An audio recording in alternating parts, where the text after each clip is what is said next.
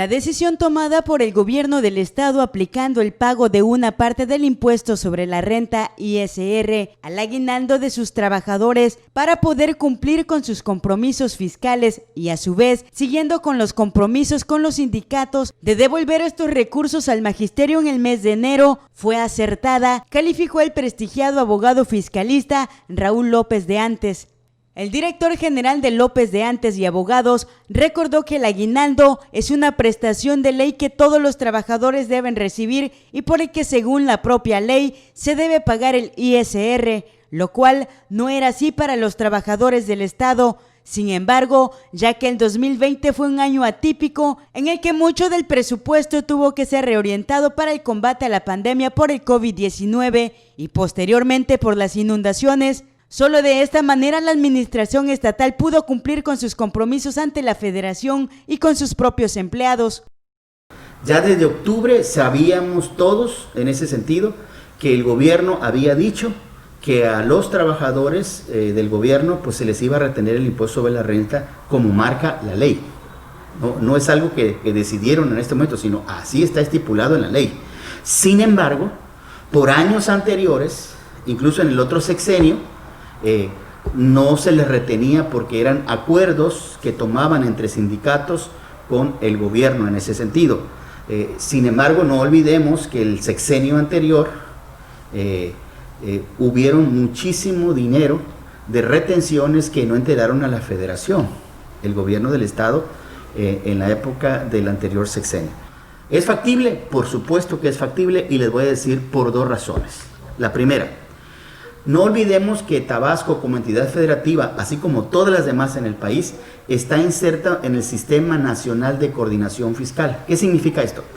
Que cuando a un trabajador, por ejemplo, del Servicio Público de la Educación, le retienen un recurso por impuestos, es decir, las retenciones de su salario, o en este caso de aguinaldos, todas las retenciones que recibe el gobierno del estado, como entran en el Sistema Nacional de Coordinación Fiscal, y lo enteran a la federación, hay a través de la Ley de Coordinación Fiscal, que es el artículo 3B, que dice que cuando la entidad federativa cumple con su obligación de enterar el impuesto sobre la renta, al siguiente mes, eso que enteró a la federación, se lo devuelve la federación.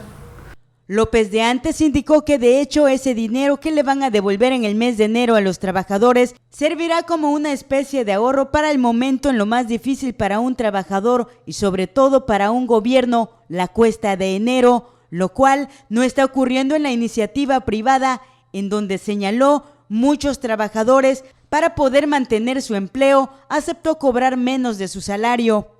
El hecho que cada uno de los trabajadores hoy haya recibido sus salarios sin ningún problema. Dos, que esté recibiendo su aguinaldo, sí, con la retención del impuesto sobre la renta, pero al final su aguinaldo, eso habla de que el gobierno del estado va a cumplir su compromiso de terminar sus quincenas en este ejercicio 2020 normalmente. Por supuesto que muchos trabajadores pueden estar inconformes, sin embargo yo quisiera que vieran lo que está pasando en el sector privado.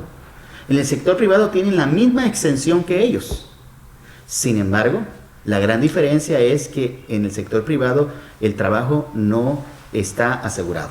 ¿Por qué? Porque una gran mayoría de la gente que me está viendo y que me está escuchando le están pagando la mitad de su salario.